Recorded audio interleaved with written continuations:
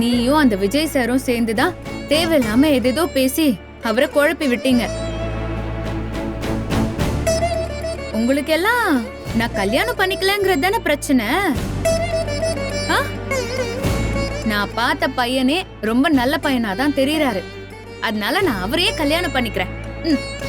ஏய், என்னடி நீ இப்படி சொல்ற? நான் என்ன தப்பா சொல்லிட்டேன்க்கா? நான் கல்யாணம் பண்ணிக்கிறேன் தானே சொல்றேன். அதுக்குன்னு யாருன்னே தெரியாத ஒருத்தனை கல்யாணம் பண்ணிக்கிறேன்னு சொன்னா எப்படி?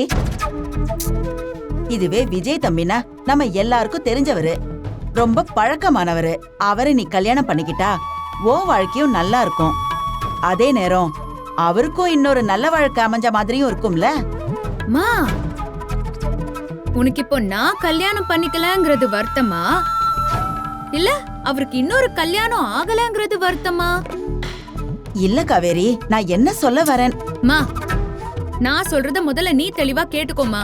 எவ்ளோ சீக்கிரமா முடியுமோ அவ்ளோ சீக்கிரம் நான் கல்யாணம் பண்ணிக்கிறதுக்கு தயாராதான் இருக்கேன். ஆனா நீங்க எல்லாரும் சொல்ற மாதிரி அந்த விஜய கல்யாணம் பண்ணிக்கிறதுக்கு இப்போன்னு இல்ல, எப்பவுமே நான் ஒத்துக்க மாட்டேன். ஏய்,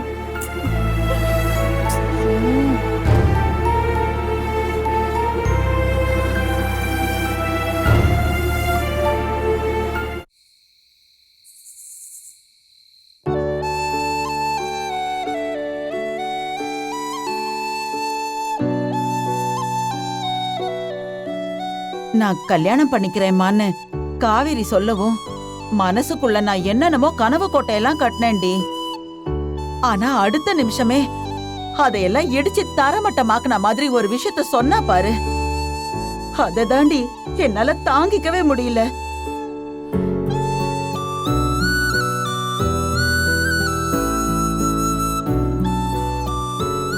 இவ இப்படி பேசுறது எல்லாம் பாக்குறப்போ என்ன ஆனாலும் பரவாயில்லன்னு எல்லா உண்மையும் அவகிட்ட சொல்லி தொலைச்சிடலாமான்னு தோணுது. அவ விஜய கல்யாணம் பண்ணிக்க மாட்டேன்னு இன்னைக்கு நேத்தா சொல்லிட்டு இருக்கா. ஆரம்பத்துல இருந்தே அவ இததானே சொல்லிட்டு இருக்கா.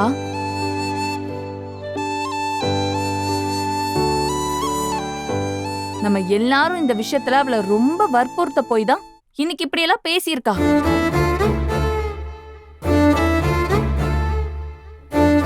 எதுக்கு போயிட்டு அவசரப்பட்டு அவகிட்ட உண்மையை சொல்றேன்னு சொல்லிட்டு இருக்க? கொஞ்சம் கூட யோசிக்காம எல்லா உண்மையை போட்டு உடைக்கிறதுக்கு தான் இத்தனை வருஷமா பொத்தி பொத்தி பாதுகாத்துட்டு இருந்தோமா? எனக்கு வேற என்ன பண்றதுன்னு தெரியலடி. எங்க வாழ்க்கை திசை மாறி போயிடுமோன்னு பயமா இருக்குடி. 5 வருஷத்துக்கு முன்னாடி மாப்பிள்ள கூட அவ எவ்வளவு சந்தோஷமா வாழ்ந்தாங்கிறத கண் கூட நாம எல்லாரும் பாத்துருக்கோம்ல.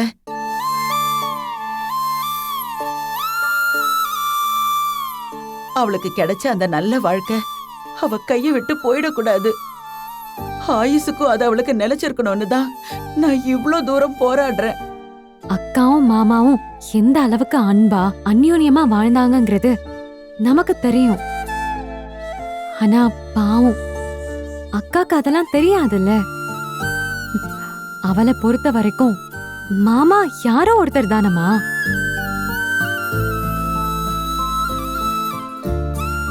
நம்மெல்லாம் சொன்னோன்றதுக்காக அவ உடனே கல்யாணம் பண்ணிக்க சம்மதிக்கணும்னு நாம நினைக்கிறது தப்புமா.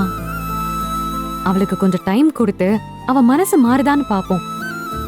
இன்னும் எவ்வளவு நாள் தாண்டி இப்படியே நாம காத்திருக்கிறது?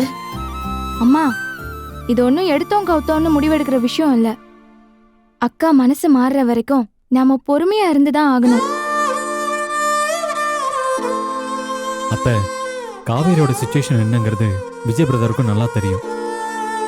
ஒன்று காவேரிக்கு படசால ஞாபகம் வர வரைக்குமோ, இல்லை காவேரி மனசு மாறி அவரை கல்யாணம் பண்ணிக்கிறேன்னு சொல்ற வரைக்குமோ அவர் வெயிட் பண்றேன்னு சொல்றாரு அத்தை.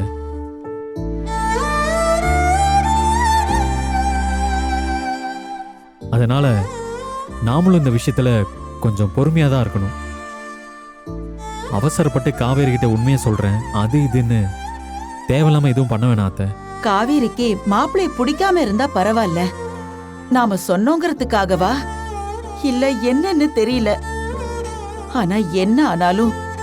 நான் அவரை கல்யாணம் பண்ணிக்க மாட்டேங்கிற பிடிவாதத்துல மட்டும் இருக்கா.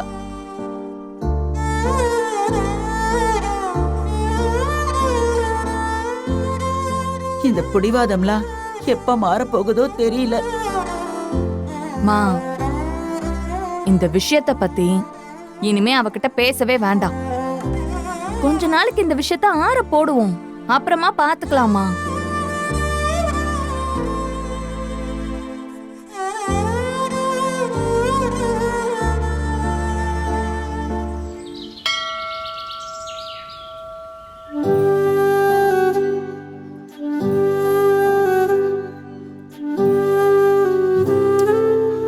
திடீர்னு ஃபோன் பண்ணி நேரில் மீட் பண்ணணும், ஏதோ முக்கியமான விஷயம் பேசணும்னு சொன்னீங்க.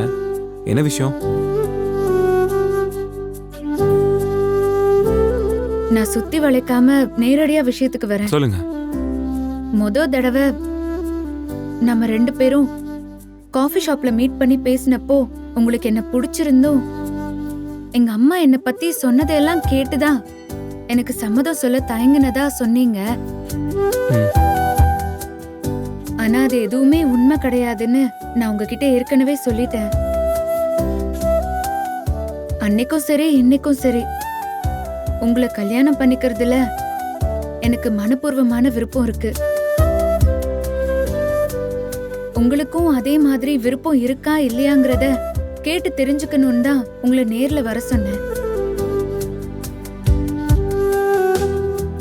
உங்க மனசுல என்ன தோணுதோ அதை சொல்லுங்க. உங்க முடிவு எதுவா இருந்தாலும் அதை நான் ஏத்துக்க தயாரா இருக்கேன். நீங்க சொன்ன மாதிரி தாங்க. மொத்த தடவை உங்களை பார்த்து பேசினப்பவே எனக்கும் உங்களை ரொம்ப பிடிச்சி போச்சுங்க. என்னோட விருப்பத்தை அன்றைக்கி உங்ககிட்ட சொல்லலாம் தான் நினச்சேன். ஆனால் அதுக்குள்ளே உங்கள் அம்மா என்கிட்ட பேசின விஷயத்தெல்லாம் கேட்டு தான் கொஞ்சம் கன்ஃபியூஸ் ஆகிட்டேன்.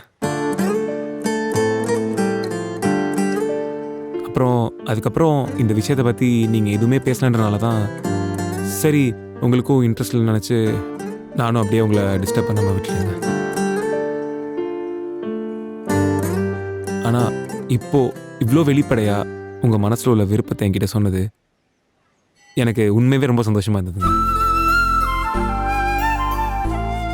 எனக்கும் உங்களை கல்யாணம் பண்ணிக்கிறதுல மனப்பூர்வமான சம்மதங்க.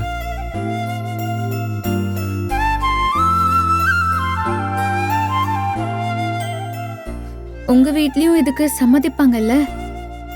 அவங்கள கன்வின்ஸ் பண்றதுல எந்த பிரச்சனையும் இருக்காது. சேச்சா, அதெல்லாம் எந்த பிரச்சனையும் இருக்காதுங்க. இந்த கல்யாண விஷயத்தில் என் விருப்பம் தான் எங்கள் அப்பா அம்மா விருப்பம். அப்புறம் கண்டிப்பாக சம்மதிப்பாங்க. அப்போ இந்த விஷயத்தை பத்தி உங்க அப்பா அம்மா கிட்ட சொல்லி நாளைக்கே நீங்க குடும்பத்தோட சம்பந்தம் பேச எங்க வீட்டுக்கு வாங்க. இல்ல நீங்க குடும்பமா வந்து பேசுனீங்கன்னா எங்க அம்மாவும் இதுக்கு சம்மதிப்பாங்க. சரிங்க, கண்டிப்பாக வரோம். நாங்கள் வரோன்றதையும் உங்கள் வீட்டில் நீங்கள் சொல்லிடுங்க. கண்டிப்பாங்க. கண்டிப்பாங்க. சரிங்க, நான் வரேன்.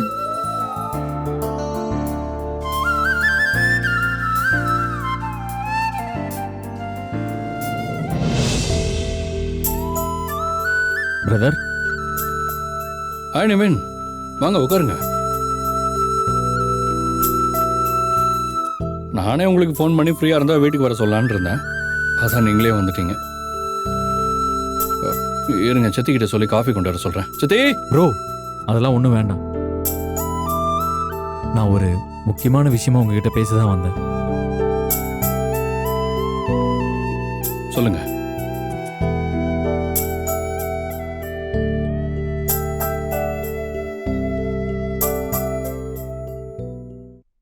நிவின், என்னாச்சு? இன்னைக்கு காவேரி. ஆமாம்மா, நான் கல்யாணம் பண்ணிக்கிறேன். ஆனா நீங்க எல்லாரும் சொல்ற மாதிரி விஜய் சார் இல்ல.